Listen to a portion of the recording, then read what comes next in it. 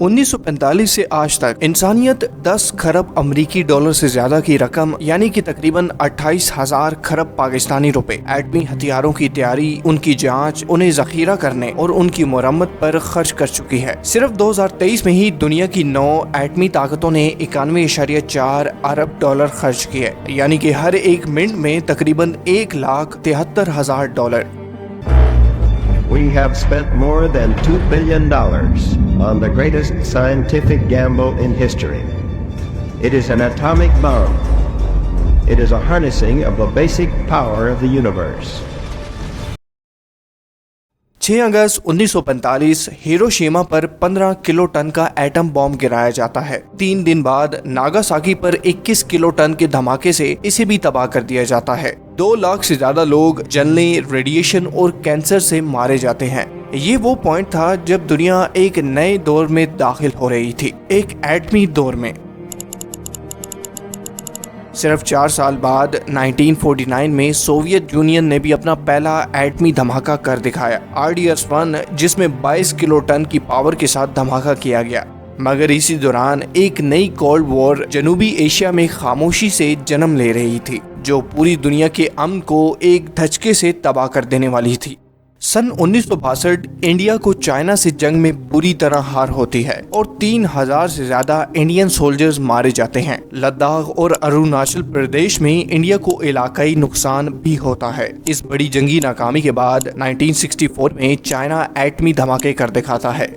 इस सारे सिनेरियो के बाद इंडिया ने फैसला किया कि वो भी एटमी ताकत बनेगा। प्राइम मिनिस्टर इंदिरा गांधी के दौर में इंडिया ने अपने एटॉमिक रिसर्च सेंटर के जरिए अपने एटमी मंसूबों को तेज कर दिया। 10 साल बाद 18 मई 1974 को इंडिया राजस्थान के पोखरान में पहला एटमी धमाका करता है।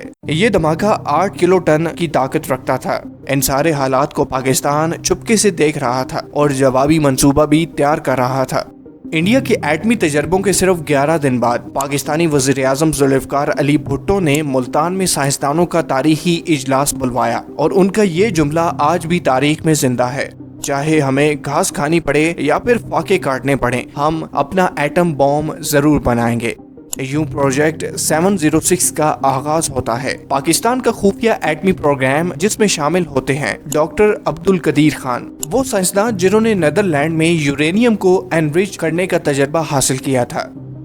काहूटा रिसर्च लेबोरेटरीज कायम की जाती हैं, जहां गैस सेंट्रीफ्यूज के जरिए यूरेनियम को एनरिच करना शुरू किया जाता है। दुनिया को खबर तक नहीं होती, मगर पाकिस्तान का मंसूबा तेजी से आगे बढ़ता है। 1987 तक पाकिस्तान के पास इतना यूरेनियम मौजूद था कि इससे बॉम्ब बनाए जा सकते थे। लेकिन इंडिया के बरक्स पाकिस्तान खामोशी इख्तियार करता है, कोई ऐलान, कोई तजर्बा नहीं। लेकिन मई 1998 में जनूबी एशिया का माहौल धमाकों से लर्ज उठता है। इंडिया राजस्थान में 5 एटमी धमाके करता है, जिनमें थर्मो न्यूक्लियर बॉम्ब और टैक्टिकल वॉरहेड्स शामिल थे। इनकी ताकत 0.2 से लेकर 45 किलो टन तक थी। इसे ऑपरेशन शक्ति का नाम दिया जाता है। इस सारे सिनेरियो के बाद अमेरिका समेत दुनिया भर के बड़े ममालिक इंडिया पर सख्त इक्तिसादी पाबंदियां लगा देते हैं। इस वाक़े के सिर्फ 2 हफ्तों बाद इंडिया को जवाब देने के लिए 28 और 30 मई 1998 को पाकिस्तान चागी हिल्स बलोचिस्तान में 6 एटमी धमाके करता है और इस दिन को यौम तकबीर का नाम दिया जाता है। ये सिर्फ एक्सपेरिमेंटल नहीं थे, ये मुकम्मल तौर पर तैयार शुदा वॉरहेड्स थे। धमाकों के बाद दोनों ममालिक के पास 10 से 12 एटम बॉम्ब्स होते हैं। हालात हाज़िर में दोनों ममालिक अपने टैक्टिकल न्यूक्स, मोबाइल लॉन्चर्स और यहाँ तक के न्यूक्लियर आबदोजें भी तैयार कर रहे हैं। साउथ एशिया दुनिया के सबसे डेंस न्यूक्लियर इलाकों में से एक है। फरवरी 1999 में उम्मीद की किरण नजर आती है जब Indian prime minister Atal Bihari Vajpayee Lahore का तारीखी दौरा करते हैं, जहां पर वज़ीर-ए-आज़म नवाज शरीफ के साथ मिलकर वो लाहौर डिक्लेरेशन पर दस्तखत करते हैं, जिसमें न्यूक्लियर शफाफियत, हॉटलाइन सिस्टम और न्यूक्लियर टेस्ट की पेशनगोई करना शामिल था। इस मुआहदे के सिर्फ 3 महीनों बाद कारगिल जंग शुरू हो जाती है। पाकिस्तानी और इंडियन सोल्जर्स के दरमियान जबरदस्त फायर एक्सचेंज होता है और इस जंग के नतीजे में 1000 से ज्यादा जाने जाती हैं। इस जंग के खात्मे के लिए अमरीकी सदर बिल क्लिंटन मुदाखलत करते हैं और यूं इस कारगिल जंग का इख्तिताम होता है। मगर दोनों ममालिक के दरमियान एटमी जंग का साया हमेशा के लिए कायम हो जाता है। آج دنیا میں 9 ممالک کے پاس ایٹمی ہتھیار موجود ہیں جن کی مجموعی تعداد 12,500 ہے۔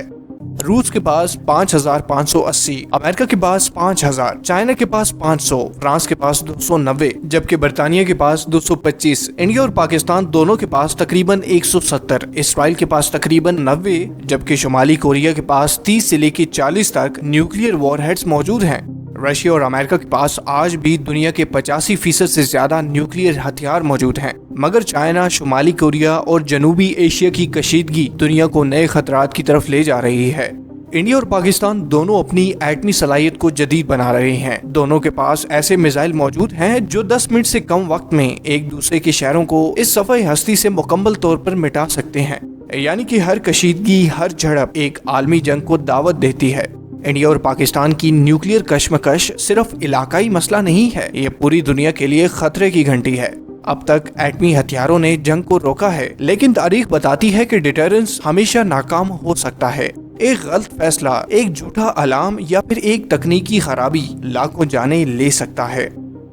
دوستوں، آپ کو بتاتا چلوں کہ 2002 میں جب انڈیا اور پاکستان دونوں ممالک آمنے سامنے آئے تھے تو امریکہ اور برطانیہ نے اپنی سفارتی عملے کو پاکستان سے نکال لیا تھا۔ کسی بھی ممکنہ جنگ کے خدشے پر دنیا کو چاہیے کہ وہ نئے ہتھیار نہ بنائے بلکہ موجودہ ہتھیاروں کو قابو میں رکھے۔ ہمیں ڈائیلاگ، معاہدوں، ہاٹ لائنز اور اعتماد کی فضا قائم کرنے کی ضرورت ہے، کیونکہ اصل خطرہ یہ نہیں ہے کہ کس کے پاس بوم ہے، بلکہ یہ ہے کہ اگر بوم کے سوا کچھ باقی نہ رہا تو انسانیت کا کیا ہوگا۔